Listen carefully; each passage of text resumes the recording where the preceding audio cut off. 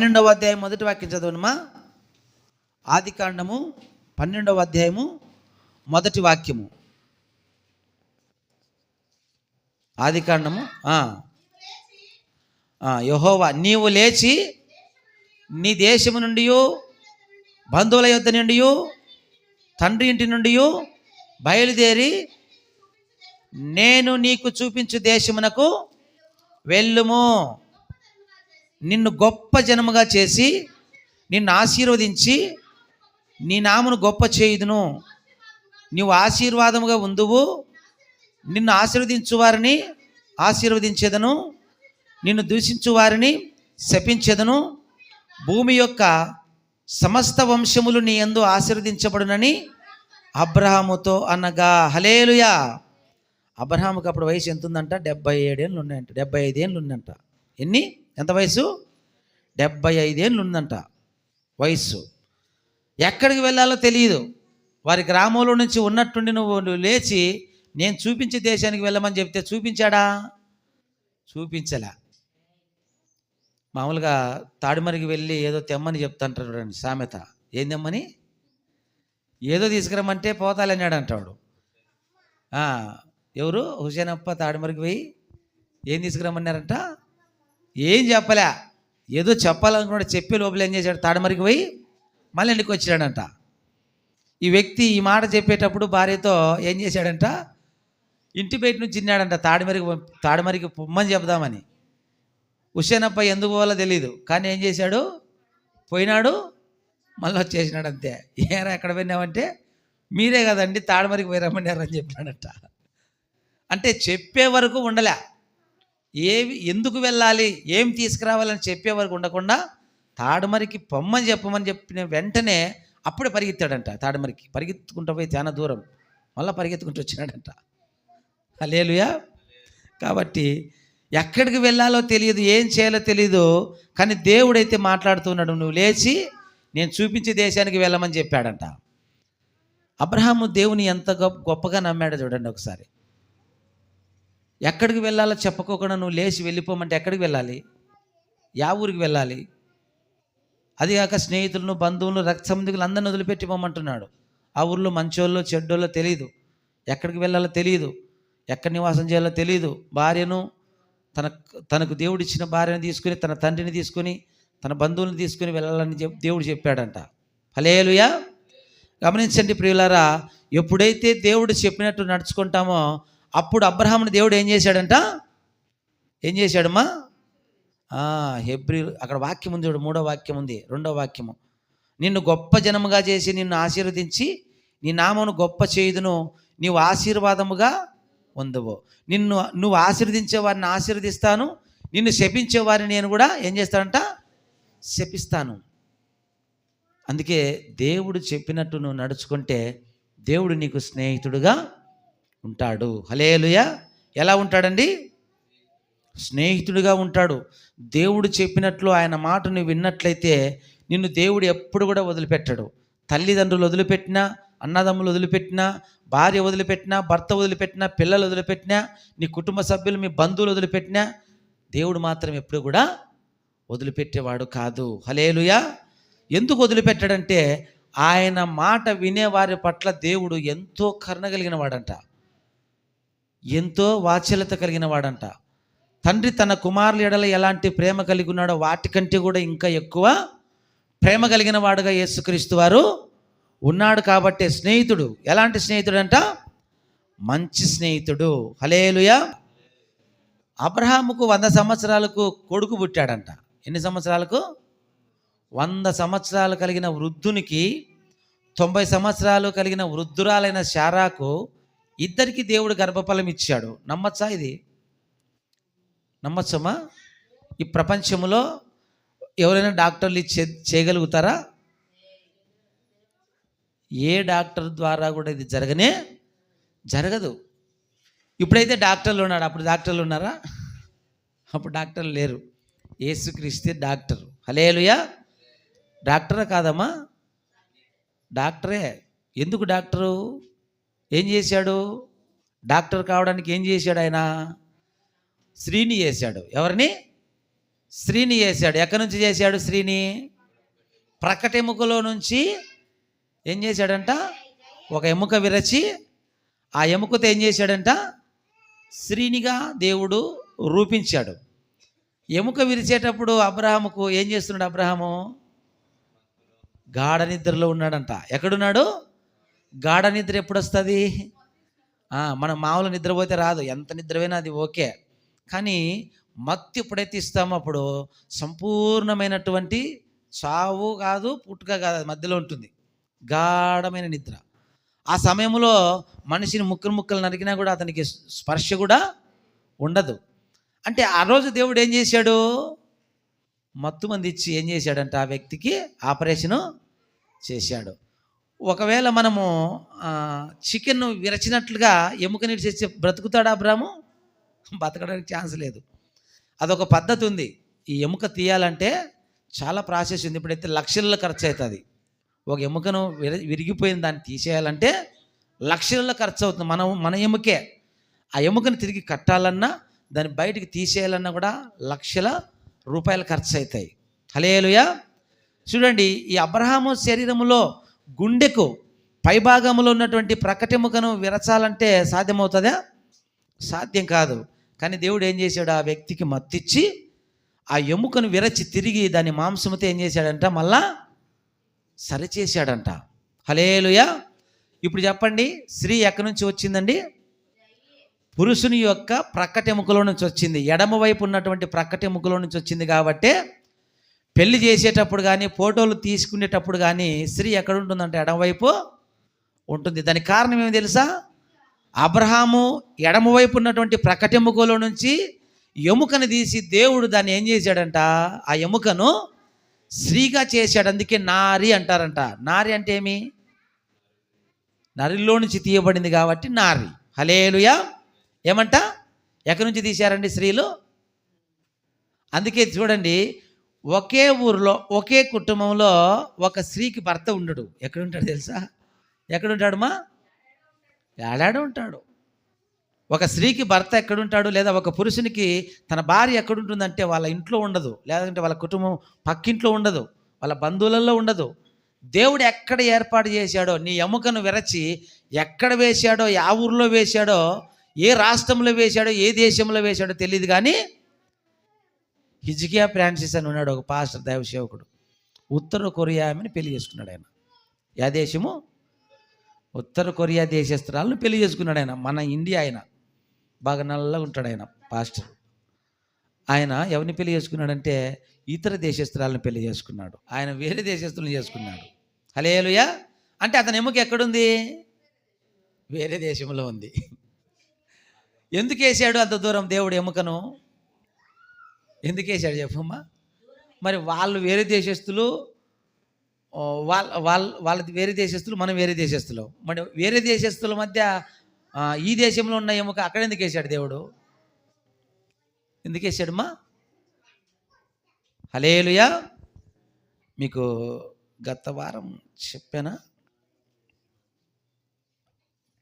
Okay, మీకు షార్ట్కట్లో అది కూడా ఈరోజు ఎందుకో చూద్దాం. నోవాహు గురించి చెప్పానా మీకు? మనము నోవాహు పిల్లలలో 3 పిల్లలు ఉన్నారు కదా. ఏ కుమానికి చెందిన వాళ్ళ మనము తెలుసా? నోవాహు కాదమ్మా. నోవాహుకు ఎంతమంది పిల్లలు? 3 పిల్లలు. నీవు లేకపోతే నేను ఆ 3లో ఎవరికి చెందిన వాళ్ళము? ఎవరికి చెందిన వాళ్ళము? ఎవరికి చెందిన వాళ్ళము? నోవాకి ఎంతమంది పిల్లలు? 3 పిల్లలు. వాళ్ళ పేర్లు చెప్పండి ఒకసారి. షేము, హాము, యాపేతు. వీళ్ళు 3 పిల్లలు. జలప్రలయము వచ్చిన తర్వాత భూమి మీద ఉన్నటువంటి మనుషులలో నోవాహు భార్య, తన 3 కొడుకులు, 3 కోడళ్ళు, మొత్తము 8 మంది. ఈ 8 మందిలో 3 కొడుకులు, 3 కోడళ్ళు ఉన్నారు. ఈ 3 కుమారులలో ఒక కుమారునికి చెందిన వాళ్ళు చూడండి. ఒక కుమారునికి చెందిన వాళ్ళు ఎవరు? మొదటి కుమారుని పేరు ఏం పేరు చెప్పమ్మా? షేము. ఏం పేరు? షేము. షేము వచ్చేసి యూదులు ఎవరంట? యూదులు ఎవరైతే ఉన్నారో వాళ్ళందరూ కూడా ఏ వ్యక్తి చెందిన వాళ్ళంట? షేముకు చెందిన వాళ్ళంటే యేసుక్రీస్తు వరకు కూడా ఎవరికి చెందిన వాళ్ళు? షేముకు చెందినటువంటి వాళ్ళు. అలాగనే హాము రెండవ కుమారుడు ఎవరు? హాము. హాము ఏ ఏ దేనికి చెందినవాడంటే, హాము పిల్లలు ఎక్కడెక్కడ ఉన్నారంటే ఆఫ్రికా, కానాను ప్రాంతంలో ఉన్నారు. కానాన్ ఎక్కడుంది? పాలు తేనెలు ప్రవహించే దేశం ఎక్కడుంది? ఐగుప్తు దేశం పక్కలో ఉంది. ఎక్కడ? ఐగుప్తు దేశం పక్కలో ఉంది. ఆఫ్రికా ఖండము, కానాను దేశము, ఈ రెండు దేశాలు దగ్గర దగ్గరనే ఉంటాయి. హల్లెలూయా. అలాగనే యాపేతు ఎక్కడున్నాడు? ఐరోపా ఖండానికి చెందిన వాళ్ళందరూ కూడా యాపేతు సంతానమే. హల్లెలూయా. మొట్టమొదటి మానవునికి తన శరీరంలో నుంచి తీయబడినటువంటి ఎముక అవ్వగా చేసిన తర్వాత వారిద్దరి ద్వారా భూమి ఎంతోమందిని పిల్లలను దేవుడు కలగజేశాడు. కానీ జలప్రళయానికి ముందు వారు చేసిన తప్పులు, వారు చేసిన పాపాలు, వారు చేసిన వ్యతిరేకతను బట్టి దేవుడు భూమిలో ఉన్నటువంటి పశువులను, పంటలను, అలాగనే క్షీరదాలను, అలాగే మత్స్యరములను, అలాగే ప్రతి కీటకాలను తో పాటు మనుషులను కూడా దేవుడు జలప్రళయానికి ముందు అందరినీ కూడా ఆ యొక్క ప్రళయములో ముంచి చంపేశాడు. హల్లెలూయా. తరువాత పుట్టినటువంటి వాళ్ళే ఇప్పుడు ప్రజెంటు ఈ 7 ఖండాల్లో ఉన్నటువంటి వాళ్ళు. ఒక ఖండంలో మనుషులు లేరులే, 6 ఖండాల్లో ఉన్నారు. హల్లెలూయా. ఎన్ని ఖండాల్లో? 6 ఖండాల మధ్య నివసించే వాళ్ళందరూ కూడా ఎవరి సంతానము? నోవాహు సంతానము. మరి భారతదేశంలో ఉన్నటువంటి వ్యక్తికి ఇంగ్లాండులో భార్యగా ఉందంటే అప్పటికి వీళ్ళందరూ ఒకప్పుడు ఎవరి సంతానము? నోవాహు సంతానం. కాబట్టి అందరూ ఒకే రక్తానికి చెందిన వాళ్ళే. కాబట్టే చూడండి, ఎక్కడో ఉన్నటువంటి ఆమెను ఇక్కడున్న వాళ్ళు పెళ్లి చేసుకుంటున్నారు, ఇక్కడున్నటువంటి అమ్మాయిని అక్కడున్న వాళ్ళు పెళ్లి చేసుకుంటూ ఉన్నారు. హల్లెలూయా. ఇది సాధ్యం ఎట్లా జరిగిందంటే, దేవుడు ఎట్లా చేశాడు అంటే, వాళ్ళు మనం అందరం కూడా ఒకే రక్తానికి, ఒకే కుటుంబానికి చెందిన వాళ్ళము. హల్లెలూయా. అందుకే చూడండి, నిజమైన స్నేహితుడు ఏం చేస్తాడంట? ఏం చేస్తాడమ్మా? విడువక ప్రేమిస్తాడు. అబ్రహామును దేవుడు ఎంతగా ప్రేమించాడంటే, వారి గ్రామంలో నుంచి లేచి ఏరి దేశానికి వెళ్ళమని చెప్తే, ఇప్పుడు కానాను దేశానికి తన పిల్లలు వచ్చారంటే కారణం ఎవరిచ్చారు? ఆశీర్వాదం ఎవరికి ఇచ్చారు? అబ్రహాముతో దేవుడు చేసిన వాగ్దానాన్ని బట్టి ఏం చేశాడంట? కానాను దేశానికి వాళ్ళ పిల్లలందరినీ కూడా దేవుడు నడిపించాడు. హల్లెలూయా. చూడండి, స్నేహితులు, బైబిల్లో స్నేహితుల గురించి మనం చెప్పుకుంటే మొట్టమొదటిసారి స్నేహితులు అబ్రహాము ఎవరి స్నేహితుడంట? దేవునికే స్నేహితుడంట. ఎవరికి? దేవునికి స్నేహితుడు. మోషే ఎవరికి స్నేహితుడు? దేవుని ఇల్లులో నమ్మకమైన వాడు. ఎవరికి? దేవుని ఇంటిలో నమ్మకమైన వాడు. అంటే మనందరికీ నమ్మకమైన వాడు ఎవరంట? మోషే. మరి మంచి స్నేహితులు ఉన్నారు ఇద్దరు. ఎవరంటే దావీదు, యోనాతాను. ఎవరు? యోనాతాను ఎవరు? దావీదు ఎవరు?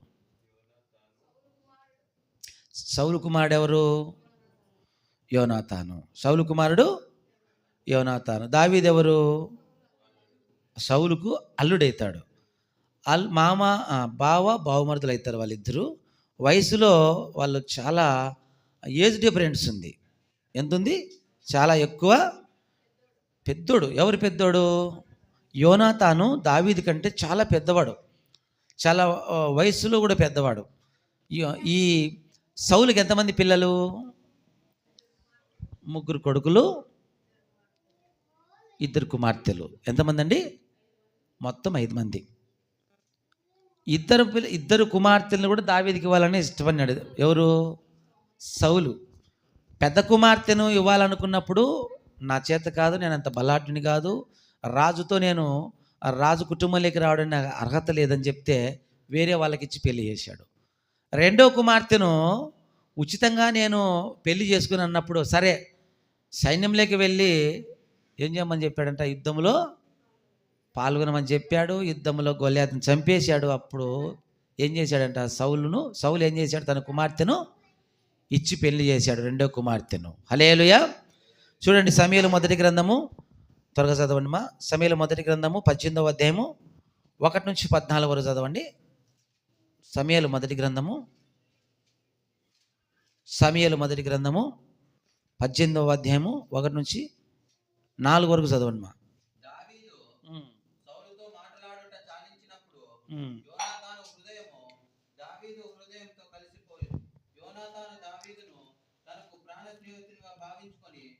అతనిని ప్రేమించెను. ఆ దినమున అతని తండ్రి ఇంటికి తిరిగి అతనికి వెళ్ళనీయక సౌలు అతనిని చేర్చుకొనెను. దావీదు తనకు ప్రాణ స్నేహితుడని భావించుకొని అతనిని ప్రేమించుచు యోనాతాను అతనితో నిబంధన చేసుకొనెను. ఏం చేసుకున్నాడు చూడు, చదువు. మరియు యోనాతాను తన దుప్పటిని, తన కత్తిని, తన విల్లుని నడికట్టును తీసి దావీదునకు ఇచ్చెను. దావీదు సౌలు తనను పంపిన చోటకెళ్ళను పోయి సుబుద్ధి కలిగి పని చేసుకొని వచ్చెను. గనుక సౌలు యోధుల మీద అతనిని నియమించెను. జనులందరి దృష్టికి సౌలు సేవకుల దృష్టికి దావీదు అనుకూలుడై ఉండెను. హల్లెలూయా. అర్థమైందండి? ఏం చేశాడంట? యోనాతాను తన దుప్పటిని, తన కత్తిని, తన విల్లును నడికట్లను తీసి ఎవరికి ఇచ్చాడంట? దావీదుకి ఇచ్చాడంట. ఎవరు? యోనాతాను. వీళ్ళిద్దరూ బావోబామర్దులు. ఇద్దరు బావోబామర్దులు. వయసులో ఎవరు పెద్ద అంటే యోనాతాను పెద్దవాడు, దావీదు చిన్నవాడు. యోనాతాను యొక్క చెల్లెలను ఎవరు చేసుకున్నాడు? దావీదు పెళ్లి చేసుకున్నాడు. చిన్న చెల్లెలను, పెద్ద చెల్లెలను కాదు, చిన్న చెల్లెలను దావీదు పెళ్లి చేసుకున్నాడు. చూడండి, వయసులో డిఫరెంట్ ఉంది. వాళ్ళ తండ్రికి అలాగనే వాళ్ళ బావమరిదికి సరిపోలేదు. ఇద్దరికి వ్యతిరేకత ఉంది. అయినప్పటికీ కూడా తన బావమరిదిని ఏం చేస్తున్నాడు? ఆయన స్నేహితునిగా భావించుకుంటున్నాడు. హల్లెలూయా. దావీదుకు యోనాతాను బావ అవుతాడు. వాళ్ళ బావ ఏం కోరుకుంటున్నాడు? బావమరిది కోసము మంచి కోరుకుంటున్నాడు. తను బాగా బాగుపడాలని కోరుకుంటున్నాడు. ఇతను కూడా తన బావ బాగుండాలని కోరుకుంటున్నాడు. బావమరిది ఏం చేసుకుంటాడు? బావను మంచిగా బతుకు కోరుతున్నాడు, బాగు కోరుతున్నాడు. వీళ్ళిద్దరు అన్నదమ్ములు కాదు. కానీ చూడండి, బావ ఏం చేస్తాడు? బ్రతుకు కోరుతా ఉన్నాడు. అన్నదమ్ములు ఏం చేస్తున్నారంట? వీళ్ళ అన్నదమ్ములు ఇతనికి విలువ లేకుండా చూస్తున్నారు. దావీదు యొక్క అన్నదమ్ములు అందరూ కూడా విలువే లేకుండా చూస్తున్నారు. 7 మంది అన్నలు ఉన్నారు. ఎంతమంది? 7 మంది అన్నలు ఉన్నారు దావీదుకు. ఎంతమంది అండి? 7 మంది అన్నలు ఉన్నారు. యోనాతానుకు 2, ఒక అన్న, ఒక తమ్ముడు ఉన్నాడు. హల్లెలూయా. మొత్తం వీళ్ళు ముగ్గురు సంతానం. చూడండి, వాళ్ళ అన్నదమ్ముల కంటే కూడా బావమరిదినే ప్రేమిస్తూ ఉన్నాడు ఆ వ్యక్తి. చిన్న వయసులో ఉన్నవాడు, తన చెల్లెలి భర్త. అయినప్పటికీ కూడా ఏం చేస్తున్నాడంట? ప్రేమిస్తూ తన తండ్రి రాజ్యానికి అధిపతిగా అతను ముందే చేసేసాడు. నిజం చెప్పాలంటే ఇతని బలాన్ని బట్టి, ఇతని శౌర్యాన్ని బట్టి వాళ్ళ తండ్రి ఇచ్చినటువంటి ఏమేమి ఇచ్చాడంట? దుప్పటి, కత్తి, విల్లు, నడికట్టు. ఇవన్నీ కూడా ఎవరికి ఇచ్చాడంట? దావీదుకు ఇచ్చాడు. ఇవి ఎప్పుడైతే ధరించి సైన్యం మధ్యకి వెళ్ళాడో వీటిని చూసినటువంటి సైనికులందరూ కూడా అతని గొప్పవానిగా ఎంచుకున్నారంట. వాళ్ళందరి దృష్టిలో మంచివాడైనాడంట. హల్లెలూయా. కాబట్టి మనము మన స్నేహితులకు ఎలా ఉండాలంటే మేలు చేసేవారిగా మనము ఉండాలి. ఏం చేయకూడదండి? కీడు చేయకూడదు. మేలు చేసే వాళ్ళగా మనము ఉండాలి. అందుకే మంచి స్నేహితుడు తన యొక్క స్నేహితుని కోసం ఏం చేస్తాడంట? ప్రాణము పెడతాడు. ఈరోజు వాగ్దానం చూడండి ఒకసారి. ఏం పెట్టాను? వాగ్దానం చూడండి. సామెతల గ్రంథం 17వ అధ్యాయం 17వ వాక్యం. సామెతల గ్రంథం 17వ అధ్యాయము 17వ వాక్యం. 17 అమ్మా.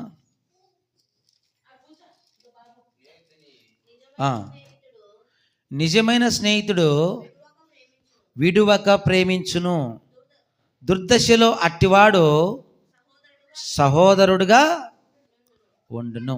హల్లెలూయా. ఆశ్చర్యమైన విషయం ఏమంటే మంచి స్నేహితుడు ఎవరైతే ఉంటాడో వాడు విడిచిపెట్టాడంట. స్నేహితులైతే మంచి కోరుకుంటారు ఎవరైనా కానీ. చెడ్డ స్నేహితులు కాబట్టి ఏం చేస్తున్నారంటే ఒకరిపైన ఒకరికి వ్యామోహం కలిగించి ఏం చేస్తున్నారు? వారి హృదయాలను, వారి జీవితాలను, వారి యొక్క బ్రతుకును నాశనము చేస్తూ ఉన్నారు. హల్లెలూయా. నిజమైన స్నేహితుడు ఏం చేస్తాడంట? కష్టం వచ్చినా, బాధ వచ్చినా, శ్రమ వచ్చినా, ఇబ్బంది వచ్చినా, ఆర్థిక సమస్యలు వచ్చినా ఎంత మాత్రం విడిచిపెట్టకుండా దగ్గరనే కూర్చొని తోడుగా ఉంటారంట. హల్లెలూయా. బైబిల్లో యోబు భక్తుడు ఉన్నాడు. యోబుకి ఎంతమంది స్నేహితులు ఉన్నారు? 3 స్నేహితులు ఉన్నారు. 3 స్నేహితులు అతని కష్టం వచ్చినప్పుడు, తన కుటుంబాన్ని కోల్పోయినప్పుడు, ఆస్తిని కోల్పోయినప్పుడు, స్నేహితులు ఎక్కడ కూర్చున్నారంట? అంత దూరంలో కూర్చొని తొంగి చూస్తూ ఉన్నారంట. యోబు ఎలాగున్నావు, బాగున్నావా అని దగ్గరికి రాలేదు. ఎక్కడి నుంచి అంట? దూరంగా నుంచి. ఎందుకో తెలిసిన, మన దగ్గర డబ్బు ఉన్నప్పుడు, మన దగ్గర ఆస్తి ఉన్నప్పుడు, మన దగ్గర సంపద ఉన్నప్పుడు, మన దగ్గర ఆరోగ్యం ఉన్నంత వరకే మనల్ని ప్రేమిస్తారు ఎవరైనా. మన దగ్గర ఆరోగ్యం లేకపోయినా, మన దగ్గర డబ్బు లేకపోయినా, మన దగ్గర జ్ఞానం లేకపోయినా, మన దగ్గర ఆస్తులు లేకపోయినా, మన దగ్గర ఏమి లేకపోయినా కూడా మన దగ్గరికి రారు ఎవరు కూడా. కానీ ఎవరు వస్తారు నీ దగ్గర ఉన్నా లేకపోయినా? ఎవరు వచ్చేది? మంచి స్నేహితుడు ఎవరైతే ఉంటాడో నీకు, ఆ మంచి స్నేహితుడే నువ్వు ఉన్నటువంటి స్థితిని బట్టి నీ దగ్గరికి రావడానికి ఇష్టపడతాడు. చెడ్డ స్నేహితులు పోతారా? చూడండి, యోబుకు 3 స్నేహితులు ఉంటే దూరంగా కూర్చొని తొంగి చూస్తూ ఉన్నారంట. మామూలుగా ఎవరైనా బాగలేదంటే మనం హాస్పిటల్కి వెళ్తే కనీసం ఒక 20 రూపాయలు పెట్టైనా బెడ్ అయినా తీసుకొని వెళ్తారు. కానీ యోబు స్నేహితులు ఏం చేశారంట? ఇతని దగ్గర చాలా అనుభవించారు, వాళ్ళు చాలా డబ్బు తీసుకున్నారు, ఇంకా అనేక సహాయ సహకారాలు పొందుకున్నారు. కానీ ఇతను పడిపోయినప్పుడు, ఇతని స్థితి మార్చబడినప్పుడు ఏం చేస్తున్నారంట? దూరంగా నిలబడి, యోబు ఎలా ఉన్నావు, బాగున్నావా అంటున్నాడంట. బాగున్నావని లేదు, ఇంకా దూషిస్తూ ఉన్నారు. నువ్వు ఏం చేశావో, ఏం మోసం చేశావో, ఏం అన్యాయం చేశావో. కొంతమందికి రోగాలు ఎందుకు వస్తాయంటే వాళ్ళు చేసిన తప్పిదాన్ని బట్టి రోగాలు వస్తాయి కదా. కొంతమందికి రోగాలు ఎందుకు వస్తాయి చెప్పండి? ఉదాహరణకు ఎయిడ్స్ రోగం ఎందుకు వస్తుంది? శరీర పాపం చేసినప్పుడు ఏం జరుగుతుందంట? ఎయిడ్స్ రోగం వస్తుంది. శరీరంతో పాపం చేసినప్పుడు ఎయిడ్స్ రోగం వస్తుంది. అలాగనే చేతులతో పాపం చేసినాం, తప్పు చేసినాం అనుకోండి, ఏందన్నా చేతులకి ఏమొస్తుందంట? చేతులు ఇరిగిపోతాయి అంతే. అందుకే దేవుడు అంటాడు, నీ కుడి చేయి నేను అభ్యంతరపరిస్తే దాన్ని నరికి పారేయమని చెప్తాడు. నీ కుడి కన్ను అభ్యంతరపరిస్తే కన్నుని పీకి పారేయమని చెప్తాడు. నీ కుడి పాదం నీకు అభ్యంతరపరిస్తే కుడి పాదాన్ని నరికి పారేయమని చెప్తున్నాడు. దీని అర్థము ఒక కత్తి తీసుకొని నరకమని కాదు. నిన్ను పాపానికి ప్రేరేపించి ఈ కనుచూపును మరల్చుకోవాలంతే. డ్రైవింగ్లో బస్సు నడుపుతున్నటువంటి వ్యక్తి పొరపాటున కనురేప ఇట్టు తిరిగింది అనుకోండి, ఏమవుతుందమ్మా? బస్సులో ఉన్న వాళ్ళందరూ, ట్రైన్ అయితే ఏం కాదు, ఇట్లా తిరగచ్చు. అది ఎందుకంటే ట్రాక్ మీద వెళ్తూ ఉంటుంది. అది ఆ ట్రాక్ దానికోసం నిర్మించింటారు కాబట్టి దాని మీదనే వెళ్తుంది. అది ఎప్పుడు తప్పవుతుందంటే, ట్రాక్ ఎప్పుడు తప్పవుతుందంటే, డ్రైవర్ ఎందుకు ఉండాలంటే ఎదురుగా వచ్చే వాహనాన్ని చూడడానికి, ఎక్కడైనా డ్యామేజ్ అయింటే, ప్రమాద సూచికలు ఏమైనా ఉంటే వాటిని గమనించడానికి డ్రైవర్ కావాలంతే. దాని నడపడానికి అవసరం లేదు డ్రైవరు, ట్రాక్ మీద వెళ్తూనే ఉంటుంది అది అంతే. అప్పుడప్పుడు బ్రేక్ వేయడానికి కావాలి, మూవ్ చేయడానికి కావాలి తప్ప దాన్ని నడిపించడానికి ప్రత్యేకంగా అవసరమే లేదు. ఎక్కువ మలుపున్న చోట డ్రైవర్ అవసరం అంతే, లేకపోతే చక్కగా వెళ్ళిపోతుంది. మనం వీడెక్కినాం అనుకోండి ట్రైను, మనం మలకవేముల క్రాస్లో ఎక్కినాం అనుకోండి, ఢిల్లీ అవతల జమ్మూ కాశ్మీర్ వరకు కూడా ఏమవచ్చు, మనం ట్రైన్లో వెళ్ళిపోవచ్చు అంతే. కానీ మనిషి ఎందుకు అవసరము? ప్రమాదాలు జరగకోకుండా చూసుకోవడానికి మనిషి కావాలి. అంటే నీ కనుచూపు మంచి వైపు ఉండాలి, కానీ చెడు వైపు నీ కనుచూపు ఉండకూడదు. చెడు చేయాలని నీ కన్ను నిన్ను అభ్యంతరపరిస్తే నువ్వేం చేయాలంట? ఆ చూపును అట్లా పక్కకు మల్లుకోవాలంతే. ఇలా చూస్తున్నావు అనుకోండి, ఇలా మల్లుకోవాలంతే. నీ కనుచూపు అక్కడ మల్లుకున్నావు అనుకో, ఆటోమేటిక్గా నువ్వు పాపం చేయడానికి ఇష్టపడవు. హల్లెలూయా. దొంగతనం చేయడానికి చేతులు, కన్ను 2 సహకరిస్తాయి. ఏం చేస్తాయి? చేతులు, కన్ను 2 సహకరిస్తాయి. వెళ్ళడానికి కన్నులు కావాలి, చేయడానికి చేతులు కూడా కావాలి, పాదాలు కూడా వెళ్ళడానికి కావాలి. చూడండి, కన్ను చేసే పొరపాటు, కన్ను చేసేటువంటి మోసానికి చేతులు బలవుతాయి, కాలు కూడా బలవుతాయి. అందుకే ఏం చేయమంటున్నాడంటే, అభ్యంతరపరిస్తే వాటిని పెరికి పక్కన పెట్టమని చెప్తున్నాడు. హల్లెలూయా. అందుకే చూడండి, మనల్ని దేవుడు ఏం చెప్తున్నాడంటే, నీవు పాపము చేయడానికి ప్రేరేపించే దాన్ని దేనిని కూడా నువ్వేం చేయకూడదంట, దాన్ని ఇష్టపడకూడదు. హల్లెలూయా. చూడండి, నిజమైన స్నేహితుడు విడువక ప్రేమిస్తాడంట, దుర్దశలో అట్టివాడు సహోదరుడుగా ఉంటాడు. అన్నదమ్ములు చూడండి, నిజంగా నా సాక్ష్యం చెప్తాను, మా అన్న తమ్ములు ఎప్పుడే కానీ నా చదువుకు కానీ, నా పెళ్ళికి కూడా సహకరించాలి, లాస్ట్కు నా వివాహానికి కూడా సహకరించాల, నా చదువుకు కూడా సహకరించాల. కనీసం 100 రూపాయల ఛార్జీకి మన్నే కూడా ఇలే మా అన్న తమ్ముడు. రూపాయలు ఛార్జీకి ఇమ్మన్నా కూడా ఇచ్చిన వాళ్ళు కాదు. కానీ వాళ్ళని నేను ఎంతవరకు చూసుకున్నాను తెలుసా? వాళ్ళు చనిపోయే వరకు, చనిపోయిన కార్యక్రమాలు, మళ్ళా వారి పిల్లలను కూడా చూసుకున్నాను లాస్ట్కు. హల్లెలూయా. నా అన్న తమ్ముడు ఇద్దరు కూడా ఒక్క రూపాయి కూడా ఒకరోజు 100 రూపాయలు అడిగితే నా తమ్ముడు ఏమన్నాడు తెలుసా? నువ్వెవరు అన్నాడు నన్ను. నిజంగా అండి, మా తమ్ముడు లేడని చెప్పలే. మా తమ్ముడు ఇద్దరు చనిపోయారు, మా అన్న మా తమ్ముడు చనిపోయారు. ఒకరోజు ట్రాక్టర్ వెళ్తూ ఉంటే ట్రాక్టర్ నిలబెట్టి పైకి ఎక్కి ఒక 100 రూపాయలు ఇరా, నేను అనంతపురం వాళ్ళ కాలేజీకి పోవాలంటే ఎవరు నువ్వు అన్నాడు. తనతో ఉన్న వాళ్ళందరూ ఏం రా అట్లంటావు మీ అన్న కదరా అంటే ఎవరు నాకెవరు అని అన్నాడు. కానీ ఆ అబ్బాయికి దాదాపుగా ఎన్నో, నాకు తెలిసి అయితే మాత్రం ఎన్నో నిద్రలేని రాత్రులు గడిపాను ఆ అబ్బాయి కోసం. ఎక్కడెక్కడ హాస్పిటల్ చాలా తిరిగాను. లాస్ట్కు బాగా అయిన తర్వాత చనిపోయాడు. హైదరాబాద్ తిరిగాను, తిరుపతికి పోయినాను, కడప, అటు నుంచి కర్నూలు, పులివెందుల, అనంతపురము, అలాగే ఇట్లా చాలా ప్రాంతాలు తిరిగి బ్రతికించుకోవడానికి ట్రై చేస్తే ప్రాణమైతే బాగుంది, కానీ ఆ అబ్బాయి అంతలకు అబ్బాయి పొరపాటు పడి చనిపోయాడు. హల్లెలూయా. మా అన్న కూడా ఏ రోజు కూడా రూపాయి ఇచ్చినాడు కాదు. వాళ్ళను హాస్పిటల్ తిప్పడానికి నిద్రలేని రాత్రులు కూడా గడిపాను. ఇద్దరికి అట్లే చేశారు నాకు. ఇద్దరు బాగా తాగుతారు, ఇద్దరు భయంకరంగా తాగడిపోతులే. బాగా తాగి నష్టపోయినారు వాళ్ళు. హల్లెలూయా. అన్నదమ్ములు చూడండి, అన్నదమ్ములు ఏం చేయాలంట? అన్న అయితే తమ్ముని కుటుంబాన్ని పోషించే వారిగా ఉండాల. తండ్రి తర్వాత తండ్రిలాగా ఉండాలి అన్న. హల్లెలూయా. చూడండి ఇక్కడ ఏమంటున్నాడంట? సహోదరునిగా ఉంటాడంట. స్నేహితుడు మనకు అవసరత ఉన్నప్పుడు సహాయం చేసినప్పుడు ఎట్టుంటాడంట? కుటుంబ సభ్యుని వలె ఉంటాడంట. అలాంటి వాడే యేసుక్రీస్తు. హల్లెలూయా. యోహాను సువార్త 15వ అధ్యాయం 15వ వాక్యం త్వరగా చదవండి, ముగించుకుందాం. యోహాను సువార్త 15వ అధ్యాయము 15వ వాక్యము.